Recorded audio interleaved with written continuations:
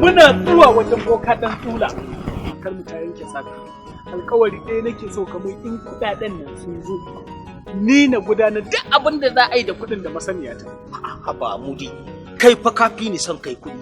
Kafi ni ma son duniyan nan. To me yasa kai ba za ka kai sunanka a samu kuɗin nan ba? In so ni ko me kaɗan san min ka san ni ba da wani dogon buri. Sautara ina zuwa wajen boka dan Tsula saboda ni komawa zan bayar na bayar abin gagara yayi. Ya tabbatar min da cewa ba zan yi kuɗi ta wannan layin ba. To sai ni ne kenan naje sai ina da tabbacin haka mu je dai wajen boka dan Tsula. Amma ina fatan dai ba wata damuwa dai ko. Ba komai muna zuwa kuɗi kawai za mu yi mu dawo. To shikenan tunda ba damuwa.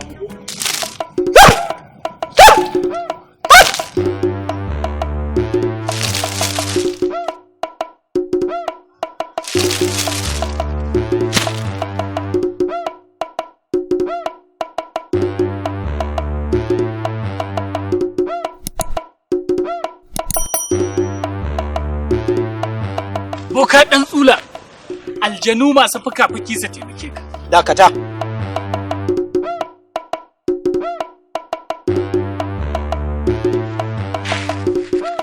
Wannan abokinka ne. Haka ne.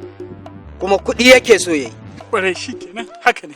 Kuɗi an same shi, amma ku sani suna uku za ku kira. Matuƙar kuka kira suna uku nan ba nasara, a taƙaice kowa a cikin ku ci babban bu. Sun hana mu a sha. Mu ba da sunan Tukur.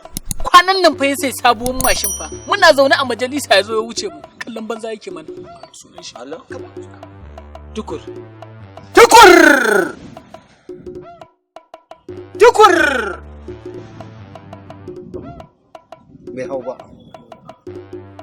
Yanzu wa za mu sa? Kakallan mu. Shago da ya bude in ka bar shi ya hau tarbar arziki. Hey, kuɗi ya mana iskanci ba da kallon mu. Kallon mu. Bai hau ba.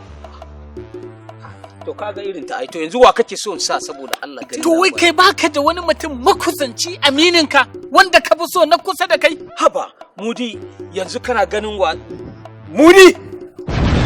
Mudi! Sunana ne fa Mudi dan boka. Mudi ya hau. Ya za a yi kamar haka ni ba magana nake yi. Sunana ne fa boka dan Tsula.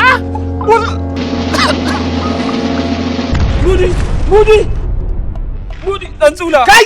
Ina kuɗi kuke so. Kai kuɗi. Ɗauke shi a kafaɗa ku fita. In ka ga dama ka wurga shi rafi.